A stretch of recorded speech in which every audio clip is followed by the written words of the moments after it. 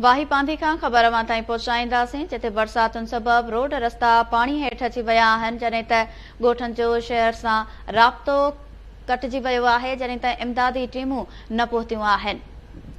6 ॾींहं गुज़रण बावजूद वाही पांधी जोही रोड ऐं जोही छनी रोड समेत काछे जा रोड रस्ता पाणी हेठि अची विया आहिनि।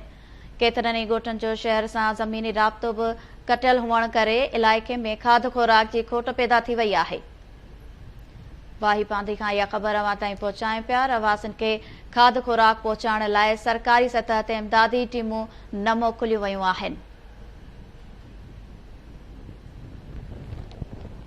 अहम ख़बर अवां सां शेयर कयूं पिया। वाही पांधी खां बरसातुनि सबबि रोड रस्ता पाणी हेठि अची विया आहिनि, जॾहिं त ॻोठनि जो शहर सां राब्तो बि कटियल आहे। इमदादी टीमूं न पहुतियूं आहिनि।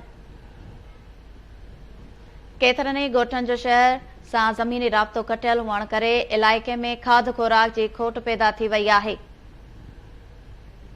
रवासियुनि खे खाध खुराक पहुचाइण लाइ सरकारी सतह ते इमदादी टीमूं न मोकिलियूं वयूं आहिनि। वधीक तफ़सील मालूम कंदासीं। लाइन ते मौजूद आहे रियाज़ लाशारी। जी रियाज़, छा तफ़सील आहिनि? हेलो जी रियाज़, छा तफ़सील आहिनि? जी, वाही पांधी में 6 ॾींहं गुज़रण बावजूद वाही पांधी जोही रोड, छीनी जोही रोड समेत काछे जा रोड रस्ता पाणी हेठि आयल आहिनि। ज़मीनी राब्ता न हुजण करे पूरे इलाइक़े में खाध खुराक जी खोट पैदा थी वई आहे। ठीकु आहे, वॾी महिरबानी नासन। वाही पांधी खां रियाज़ लाशारी तफ़सील न आहिनि। बरसातुनि सबबि रोड रस्ता पाणी हेठि अची विया आहिनि, जॾहिं त ॻोठनि जो शहर सां राब्तो कटियल आहे। इमदादी टीमूं न पहुतियूं आहिनि। 6 ॾींहं गुज़रण बावजूद वाही पांधी जोही रोड ऐं जोही छनी रोड समेत काछे जा रोड रस्ता पाणी हेठि अची विया आहिनि।